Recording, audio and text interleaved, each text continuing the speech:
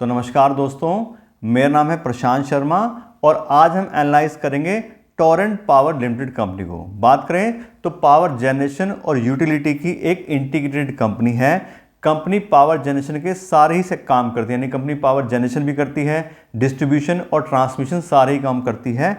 Company काफ़ी अच्छा business है और आज की इस वीडियो में इसी कंपनी का हम फंडामेंटल एनालिसिस करेंगे और डिटेल में हम कंपनी का फंडामेंटल एनालिसिस करेंगे। सबसे पहले हम कंपनी का पूरा बिजनेस प्रोफाइल चेक करेंगे, उसके बाद में कंपनी के पिछले 5 साल के फाइनेंशियल चेक करेंगे, इससे कंपनी के रेवेन्यू और प्रॉफिट के बारे में अच्छे से नॉलेज मिल सके और लास्ट में हम कंपनी की वैल्यूएशन करेंगे कि आज की कंपनी का जो शेयर प्राइस चल रहा है वो इसकी अर्निंग के हिसाब से हमें सस्ते शेयर मिले या फिर महंगे शेयर मिल रहे हैं। दूसरी बात आपको एक और बता दें, ये जो वीडियो है अपने सब्सक्राइबर्स की डिमांड पे बना रहे हैं और अगर आप भी चाहते हैं आपके लिए किसी वीडियो कंपनी का फंडामेंटल एनालिसिस करें तो हमारे वीडियो के कमेंट बॉक्स में आप उस कंपनी का नाम लिख सकते हैं और हम कोशिश करेंगे कि जल्द से जल्द वीडियो बना के आपको उसके बारे में इन्फॉर्मेशन दे दें।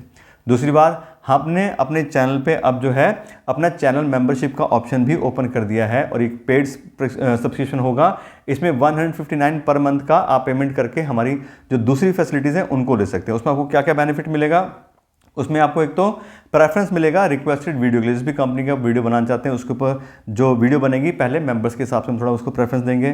दूसरा, अर्ली एक्सेस मिलेगा आपको नई वीडियोस के लिए और हम आपको मेंबर्स ओनली लाइव स्ट्रीमिंग ही करेंगे। उसमें जो मेंबर्स हमारे होंगे उनकी जो भी प्रॉब्लम्स हैं, जो जानना चाह रहे हैं, बात करना चाह रहे हैं, उसके बारे में डिस्कशन करेंगे। तो ये सारे बेनिफिट आपको उस पेड मेंबरशिप मिल सकते हैं। तो आपको लगता है तो आप उसके लिए भी ज्वाइन कर सकते हैं। और अब हम बात करते हैं अपनी कंपनी टोरेंट पावर लिमिटेड के बारे में। और जैसे हम बात की थी, कंपनी एक इंटीग्रेटेड पावर यूटिलिटी कंपनी है। कंपनी जनरेशन, ट्रांसमिशन और डिस्ट्रीब्यूशन ये सारे काम करती है पावर के सेक्टर में। बात करें कंपनी की जो ऑपरेशंस हैं वो गुजरात, महाराष्ट्र, उत्तर प्रदेश और कर्नाटका में है। कंपनी टोरेंट ग्रुप का पार्ट है। टोरेंट ग्रुप की बात करें तो इनकी काफ़ी सारे अलग अलग सेक्टर में प्रेजेंस है। उसमें फार्मास्यूटिकल है, पावर की हम बात ही कर रहे हैं। उसके अलावा जो ग्रुप है सिटी गैस डिस्ट्रीब्यूशन बिजनेस में भी है। तो काफ़ी बड़ी ग्रुप के साथ कंपनी जुड़ी हुई है। फिर बात करें कंपनी के मेन जो बिजनेस पोर्टफोलियो उसकी, तो सबसे पहला है पावर जनरेशन पोर्टफोलियो। बात करें तो कंपनी से टोटल ऑपरेशनल जो पावर जनरेशन कैपेसिटी है वो है 4300 मेगावाट्स की। और कहाँ से इसको डिस्ट्रीब्यूशन मिलता है, मतलब जनरेशन होती है पावर की, तो कंपनी से गैस बेस्ड और कोल बेस्ड जो थर्मल पावर प्लांट्स है वो गुजरात के अंदर है। उसके अलावा सोलर और विंड फार्म्स के थ्रू कंपनी जो पावर जनरेशन करती है वो गुजरात, कर्नाटका और महाराष्ट्र के अंदर है। तो कंपनी रिन्यूएबल सेक्टर में भी काम करती है। फिर बात करें कंपनी जो पावर जनरेशन कैपेसिटी हमने बात की 4600 मेगावाट की है, ये कहाँ से कितना जनरेट करते हैं, कोल बेस से क्या है, दूसरी जो रिन्यूएबल एनर्जी सोर्सेज है वहाँ से क्या है। तो बात करें जो company total 4600 megawatt power generation करती है उसमें 66% कंपनी को गैस पावर प्लांट से मिलता है, 25% सोलर और विंड फार्म से और 9% कोल बेस्ड पावर प्लांट से कंपनी को जो कैपेसिटी है ये मिलती है। और ये तो कंपनी की एग्जिस्टिंग कैपेसिटी। कंपनी एक्सपेंशन के ऊपर काम कर रही है। अभी कंपनी के 4 प्रोजेक्ट हैं जो भी अंडर कंस्ट्रक्शन चल रहे हैं। उसमें कंपनी 3000 मेगावाट की और ज़्यादा कैपेसिटी बढ़ाएगी। तो 4600 ऑलरेडी है, 3000 मेगावाट की कंपनी कैपेसिटी अपनी और बढ़ाने वाली है। उसमें 1200 मेगावाट विंड एनर्जी के थ्रू और 1800 मेगावाट सोलर के थ्रू कंपनी बढ़ाएगी। तो कंपनी रिन्यूएबल एनर्जी के सेक्टर में काफ़ी अच्छे से एग्रेसिव होकर काम कर रही है। फिर बात करें कंपनी के ट्रांसमिशन बिजनेस की, तो पावर जनरेशन के बारे में बात होगी। अब कंपनी ट्रांसमिशन काम नहीं, बिजली इलेक्ट्रिसिटी बना करके दूसरी जगह पे उसको ट्रांसमिट करती है। तो उसके लिए बात करें कंपनी 480 किलोमीटर्स की डबल सर्किट की जो लाइन से कंपनी उनको ऑन करती है और ऑपरेट करती है। और मेनली जो यहाँ से ट्रांसमिशन काम है, कंपनी अपना जो गैस बेस्ड पावर प्लांट है वहाँ से आगे ट्रांसमिशन के लिए यूज़ करती है, आगे डिस्ट्रीब्यूशन कंपनी को देने के लिए। ऑलरेडी 480 किलोमीटर तक कंपनी ऑलरेडी है और कंपनी 100 किलोमीटर का नया एक नेटवर्क भी ट्रांसमिशन का बना रही है। तो कंपनी इसमें भी एक्सपेंशन की तरफ काम कर रही है। फिर बात करें कंपनी डिस्ट्रीब्यूशन नेटवर्क की, जो घर घर बिजली सप्लाई करते हैं कंपनी वो काम भी करती है। उसमें कंपनी उसमें 40 लाख कस्टमर्स हैं, बहुत सारे अलग अलग सिटीज़ में। उसमें जो स्टेट में कंपनी काम करती है गुजरात, महाराष्ट्र और उत्तर प्रदेश की बहुत सारी सिटीज़ में कंपनी डिस्ट्रीब्यूशन काम भी करती है।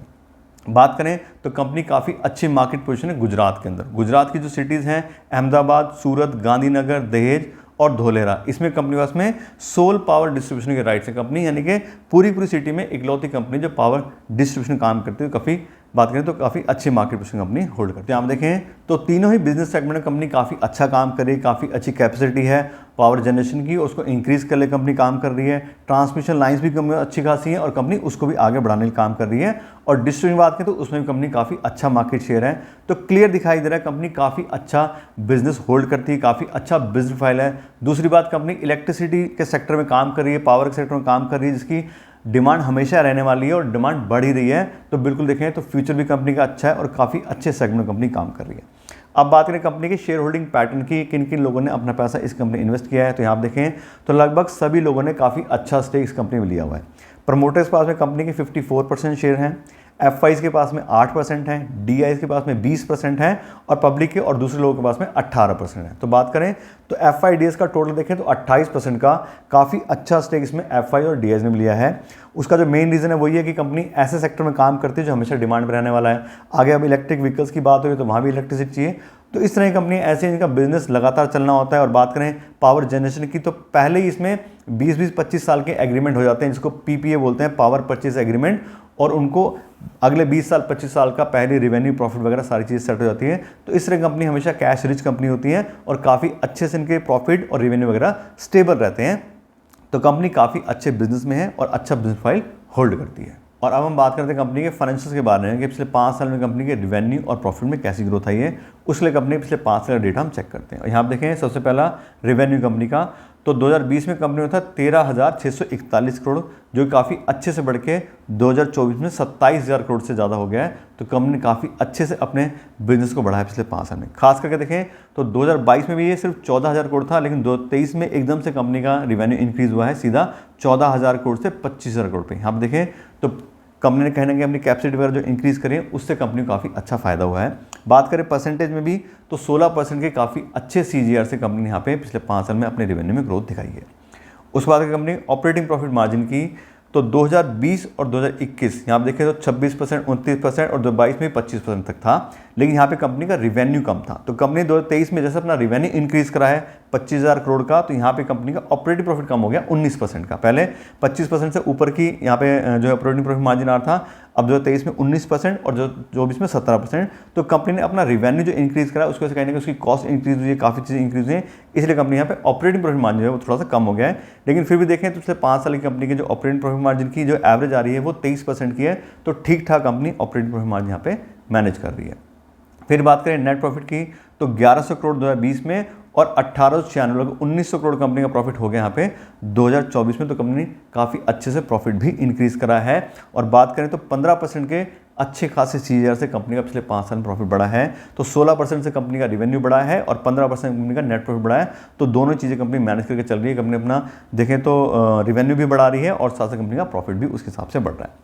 फिर बात करें फ्री कैश फ्लो की तो पिछले 5 साल से कंपनी लगातार फ्री कैश फ्लो होल्ड करती है।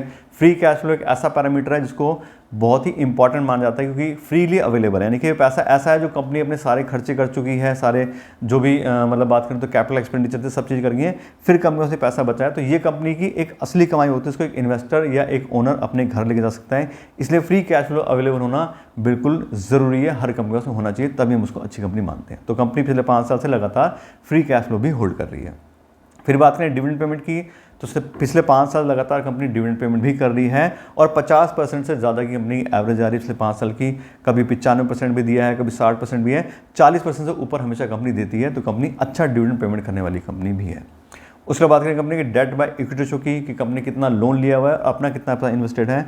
तो कंपनी का डेट बाय इक्विटी रेशो है 0.96 का, यानी कंपनी ने अगर 100 रुपये अपने लगाए हैं तो 96 रुपये उसके साथ साथ लोन भी लिया हुआ है। तो कंपनी एक एक्सट्रीमली हाई लोन होल्ड करती है, बहुत ज़्यादा लोन है कंपनी के पास में। बात करें तो उतना ही पैसा अपना है, उतना ही लोन लिया हुआ है। तो अगर कोई भी कंपनी हाई डेट होल्ड करती है तो हाई रिस्क की कंपनी बन जाती है, क्योंकि उतना ज़्यादा उसको इंटरेस्ट का बर्डन आता है, उतने ज़्यादा उसको बात करें तो पैसा वापस करने की भी टेंशन रहती है कि कुछ साल में उसको पैसे वापस करने, इंटरेस्ट हर साल पेमेंट करना है।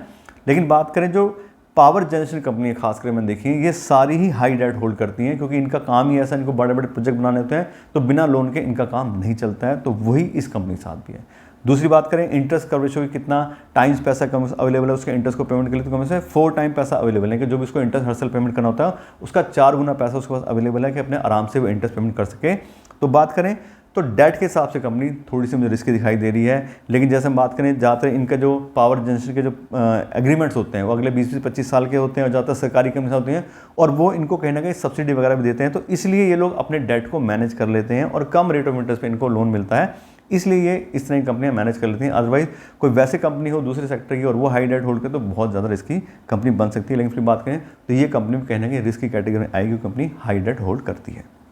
फिर बात करें रिटर्न ऑन इक्विटी की, तो पिछले साल का हमने रिटर्न क्या रहा है 15% का, और पिछले 5 साल की जो एवरेज आ रही है वो भी 15% की है। तो 15% का company return on equity generate कर रही है अपने इन्वेस्टर के पैसे पे, तो ये भी अच्छा है क्योंकि 15% कम से कम होना चाहिए, तो कंपनी उसी के हिसाब से कर रही है काम।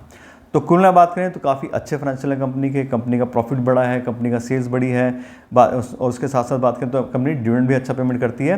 लेकिन जैसे बात की थी कंपनी पावर जनरेशन की है, उस तरह के सेक्टर में काम करती है, तो कंपनी हाई डेट होल्ड करती है, ये कंपनी का नेगेटिव पॉइंट है, बाकी सब चीज़ें अच्छी हैं। और अब हम बात करते हैं कंपनी की वैल्यूएशन के बारे में कि आज की डेट में कंपनी का जो शेयर प्राइस चल रहा है उसकी अर्निंग के हिसाब से हमें सस्ते शेयर मिल रहे हैं या फिर महंगे शेयर मिल रहे हैं। और आपको बता दूँ इस तरह की कंपनी की वैल्यूएशन करने के लिए मैं यूज़ करता हूँ डिस्काउंटेड कैश फ्लो एनालिसिस।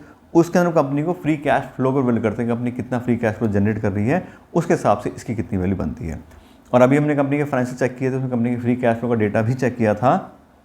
तो 2022 में कौन सा था 1358 करोड़, 2023 में 367 करोड़ और 2024 में 602 करोड़ का company free cash flow available था। अब क्योंकि इसमें डिफरेंस आ रहा है तो पिछले 3 साल कंपनी फ्री कैश फ्लो हम एवरेज लेते हैं, और पिछले 3 साल company free cash flow average आ रही है 770 करोड़ पे, और 770 करोड़ रुपये फ्री कैश फ्लो के हिसाब से इस कंपनी जो पूरी वैल्यू बनती है होती है 38,500 करोड़। यानी कि ऐसी कंपनी जो 770 करोड़ रुपये हर साल हमें कमा के दे सकती है फ्यूचर में, उस पैसे को कमाने के लिए आज हमें इस कंपनी में 38,500 करोड़ रुपये इन्वेस्ट करने पड़ेंगे।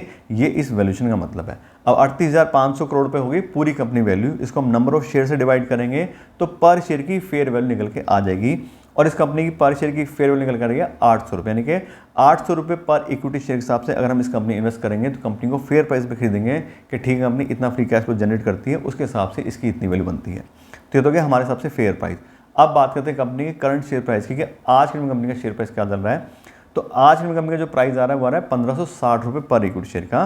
उस हिसाब से देखें तो 800 से डबल 1600 के आसपास हो गया, तो डबल प्राइस पे इसके शेयर ट्रेड कर रहे हैं इसकी फेयर वैल्यू के हिसाब से। और उस हिसाब से बात करें तो कंपनी एक हाईली ओवर वैल्यूड कंपनी है। अब क्यों ओवर वैल्यूड कंपनी है, तो क्लियर दिखाई दे रहा है कंपनी अच्छी है, बिजनेस अच्छा है, कंपनी पूरा बात करें तो फुल्ली इंटीग्रेटेड कंपनी है, कंपनी के फाइनेंशियल्स भी अच्छे हैं, और कंपनी पावर के सेक्टर में काम करती है, इसकी हमेशा डिमांड है, सब चीज़ें हैं। तो उस हिसाब से देखें तो लोगों के जो इन्वेस्टर्स हैं उनके सेंटीमेंट हाई हैं, इसीलिए कंपनी का शेयर प्राइस भी हाई चल रहा है, और दूसरा मार्केट भी ओवरऑल हाई चल रही है।